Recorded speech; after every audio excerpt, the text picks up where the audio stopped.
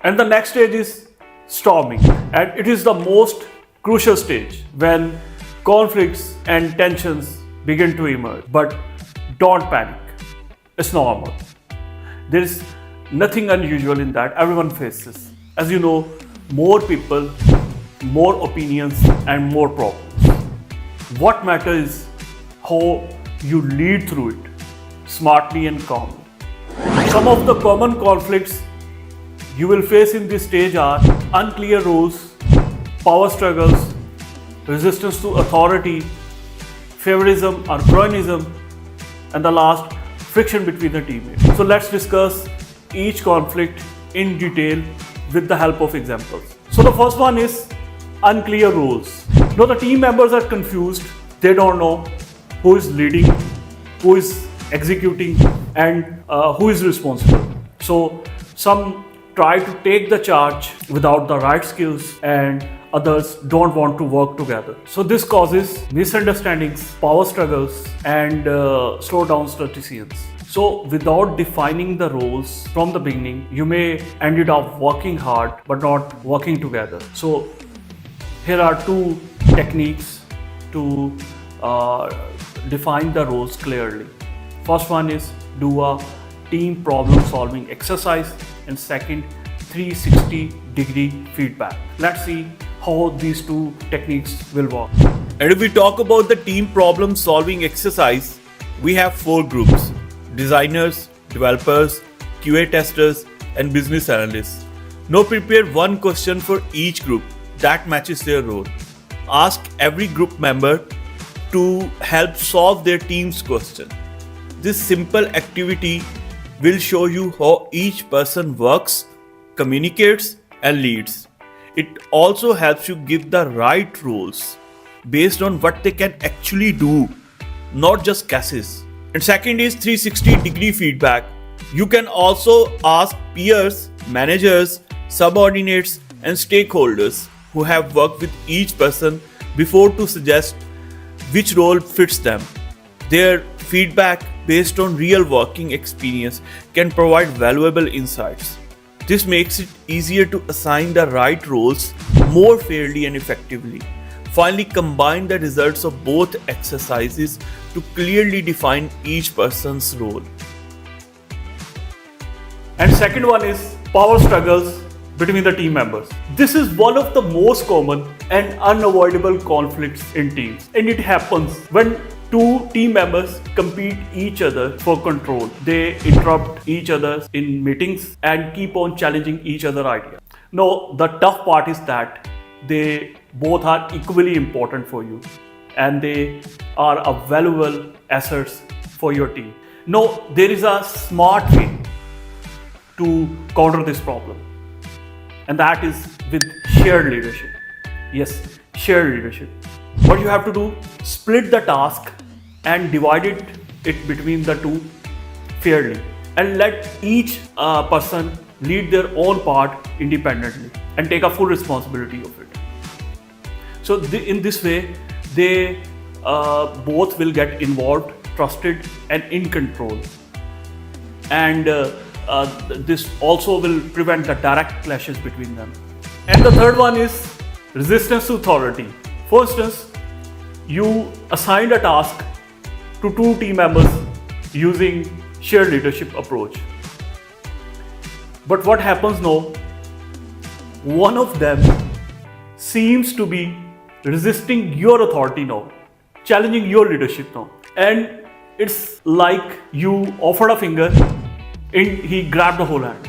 And yes, this kind of power-seeking struggle is quite common and does not go away easily, especially the one who has natural desire to gain influence or control. You may notice the following signs in him: deliberately missing the deadlines, asking irrelevant or distracting questions, ignoring emails, and indirectly criticizing your ideas, and gossiping and lobbying against you.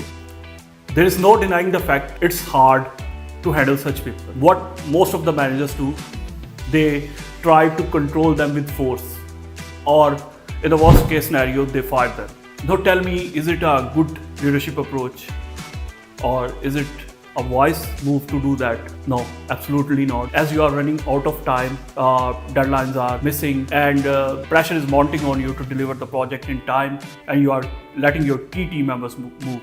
Empowered shared leadership means giving someone the power to lead with full ownership, accountability, and responsibility. Yes, bring him in the empowered shared leadership mode. Tell him the clear KPIs, key performance indicators to track his performance. You tell him clearly that you are empowered to take lead and make decisions, but your performance will be tracked by the KPI. Yes, what you did? You didn't create any drama. You didn't fight for the control. You didn't try to bring him down. What you did, you satisfied his desire to lead, but with accountability, responsibility, and performance. So that's the smart move.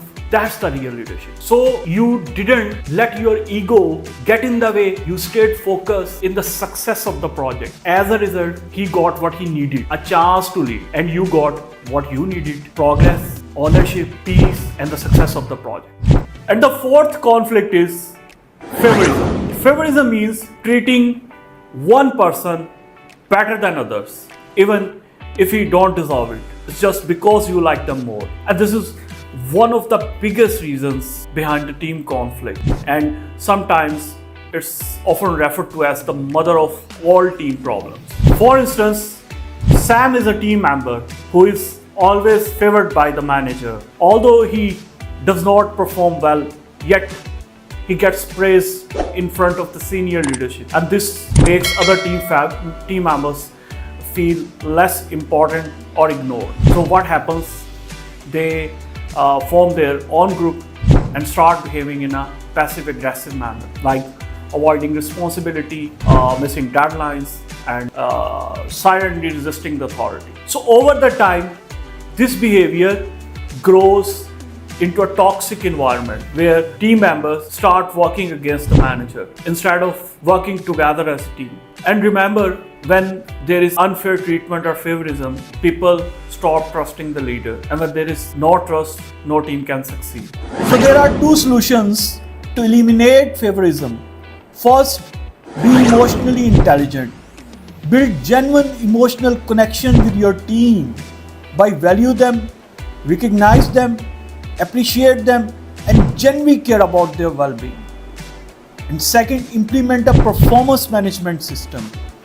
Use clear KPIs, key performance indicators, or regular performance reviews to evaluate each team members based on results, not relationships.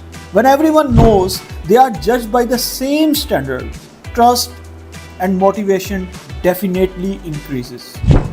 And the fifth conflict is friction between teammates. For instance, two team members, Eva and Lily, are in conflict and have stopped communicating with each other. And as a leader, you observed the friction and decided to step in. So you decided to resolve this conflict between both the members using the 5 conflict resolution techniques. So let's see what those techniques are. So the first technique is collaboration or table talk. Invite both of them to a table talk and encourage them to speak openly in front of you. And the second technique is smoothing. If the tension is too high and they are unwilling to speak to each other, you step in as a neutral mediator. Your goal here is to reduce emotional heat, acknowledge their feelings, and create a calmer environment so a productive conversation can eventually happen. And the third technique is compromise or reconciliation.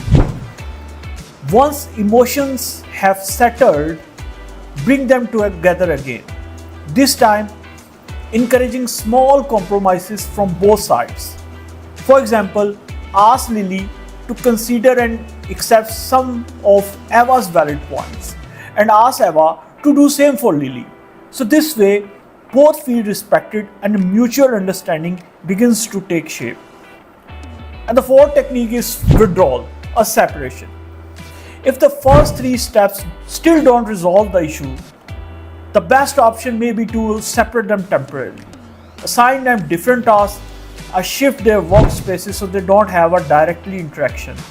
So So this helps maintain project momentum while giving both spaces to cool off. And the last technique is force or directive action, which is least appreciated. If collaboration is not working, smoothing is not working, compromise is not working, even separation is not working, then you will have a last choice to directly control them and say, look, guys, project goals are more important than the personal issues. So I expect performance and cooperation, no exceptions.